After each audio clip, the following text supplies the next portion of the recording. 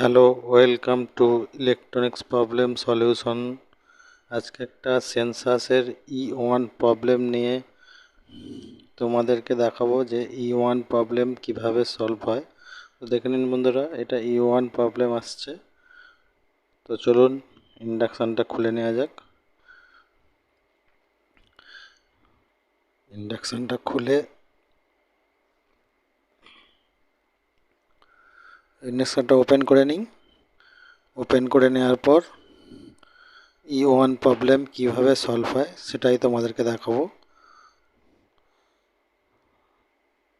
তো বন্ধুরা, E1, E0, E9, E6 এসব প্রবলেমগুলো সবই সলভ হবে। সবই তোমাদেরকে একটা একটা ভিডিও দিয়ে দেখিয়ে দেবো। তো বন্ধুরা, এইসবগুলো পেতে আমার চ্যানেলটি সাবস্ক্রাইব করুন এবং পাশে দেওয়া বেল আইকনটি ক্লিক করুন, যাতে ভিডিও ছাড়লেই তোমাদের নোটিফিকেশনে চলে যায় এবং তোমরা সেটা সহজেই দেখতে পাও। তো এটা আমরা ওপেন করে নিচ্ছি।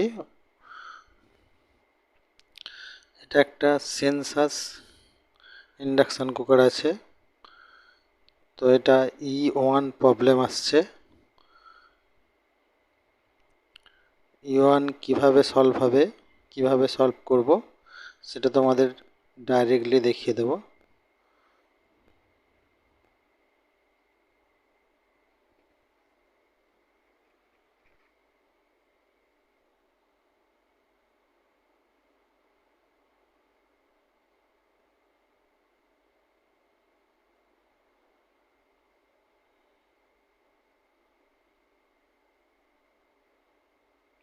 তো ইন্ডাকশানটা ওপেন করে নিয়েছি।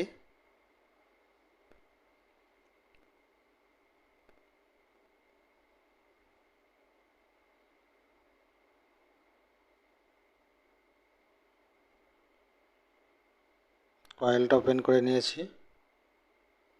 এবার মাদারবোর্ডটা ওপেন করব।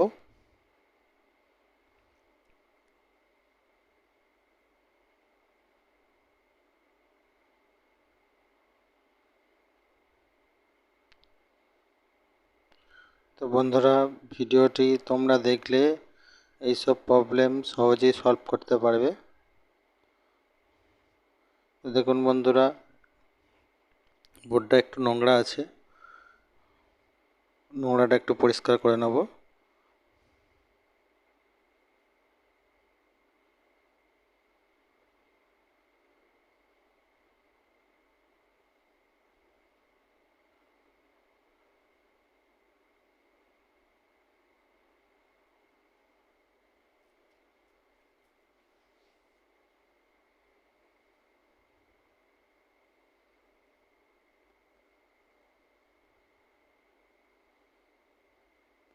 তো দেখুন, এই গোল দাগের মধ্যে যে তিনটে রেজিস্ট্যান্স আছে, এই তিনটের মধ্যে যে কোনো একটি রেজিস্ট্যান্স ওপেন হয়ে গেছে কিংবা ভ্যালু বেড়ে গেছে, সেই জন্য এটা E1 প্রবলেম আসছে। তো বন্ধুরা, এটাকে একটু মিটার দিয়ে চেক করে নেব যে কোন রেজিস্ট্যান্সটা ভ্যালু বেড়ে গেছে।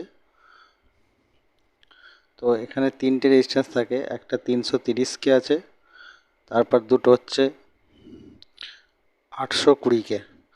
তো বন্ধুরা, এই প্রবলেমটা কেন আসে সেটাকে বলে দিই। এই প্রবলেমটা আসে হচ্ছে যে মাইক্রো প্রসেসর যে আইসি আছে, ওই আইসিতে একটা ভোল্টেজ যায়, যে ভোল্টেজটাতে আইসি বুঝতে পারে যে ইলেকট্রিকের ইনপুট ভোল্টেজ কত আছে, মানে এসি কারেন্ট কত আছে, সেটা আইসি সিগন্যাল নেয়। তো বন্ধুরা, কোনো বোর্ডে এই প্রবলেমটা E3 রূপেও আসে, বিভিন্ন রকম বোর্ডে বিভিন্ন রকম আসে, কোনো বোর্ডে E2 আসে। তো বন্ধুরা, এই তিনটে রেজিস্ট্যান্স চেক করবেন, তাহলে আপনাদের প্রবলেম অনেক সলভ হয়ে যাবে। তো দেখুন, এই তিনটে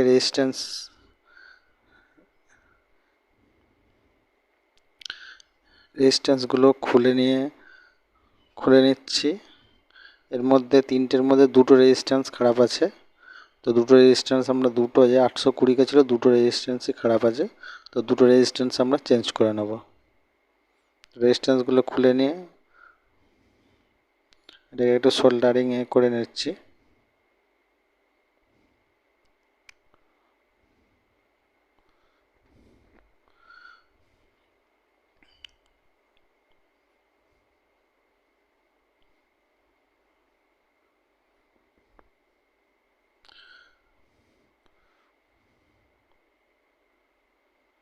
সোল্ডারের জায়গাটা ফুটোগুলো একটু পরিষ্কার করে নিচ্ছি। পরিষ্কার করে নিয়ে তারপর রেজিস্ট্যান্সগুলো লাগাবো। তো বন্ধুরা, এরকম যদি প্রবলেম হয় E1, E2, E3, তো প্রথমেই আগে যে ইনপুট যেখানে হচ্ছে এসি, ওখানের পাশেই দেখবে 3টে রেজিস্ট্যান্স থাকে, ওই 3টে রেজিস্ট্যান্স চেক করে নেবেন। তো উপর দিয়ে সরাসরি চেক করতে পারেন, কিংবা পারফেক্ট ভ্যালু পেতে একটা করে দিক খুলে নেবেন। রেজিস্ট্যান্সের একটা করে দিক খুলে নেবেন, তাহলে আপনার ভ্যালুটা পারফেক্ট দেখতে পাবেন।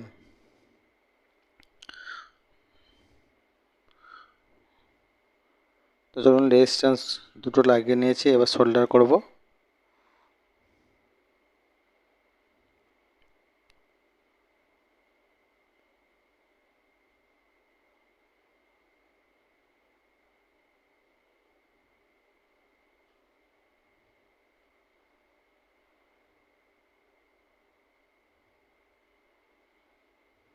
তো সোল্ডারিং করে নিয়েছি, এবার লেগগুলোকে কেটে নেব।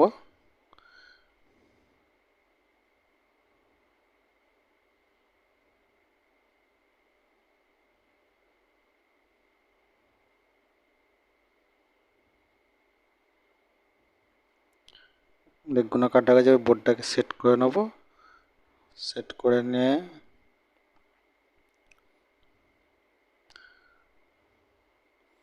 ফ্যান ও সেন্সরের তারটা লাগিয়ে নিচ্ছি, কয়েলটা লাগিয়ে নিচ্ছি। এবার কন্ট্রোল প্যানেলটা লাগাবো। লাগিয়ে নেওয়ার পর এটাকে প্লাগ ইন করবো।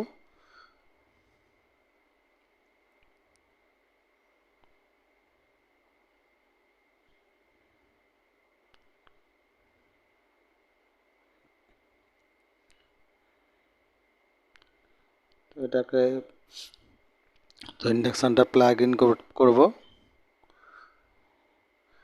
দেখুন প্লাগ ইন করেছি, লাইন এসে গেছে। অন করলাম।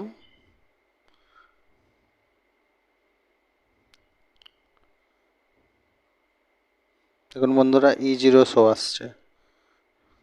তো E0 শো আসছে, এইটাতে E0 শো আসছে মানে বাটি যে পাত্রটা বসাতে হয় সেটার জন্য E0 শো আসছে। পাত্র বসে দেখুন বন্ধুরা স্টার্ট হয়ে গেছে।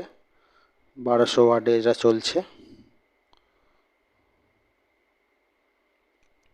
দেখুন বন্ধুরা চলছে এটা 1200 ওয়াটে। তো বন্ধুরা, খুব সহজেই E1 প্রবলেম সলভ হয়ে গেল।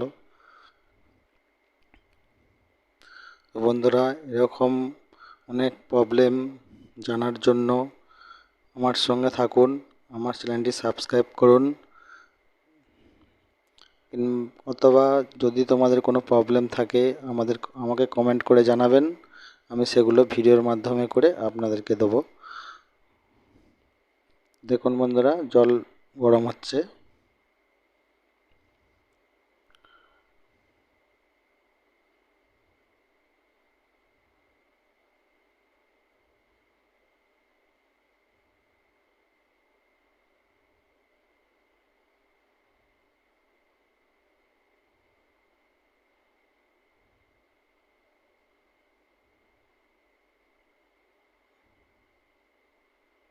তো বন্ধুরা, প্লিজ আমার চ্যানেলটি সাবস্ক্রাইব করবেন এবং পাশে দেওয়া বেল আইকনটি ক্লিক করবেন।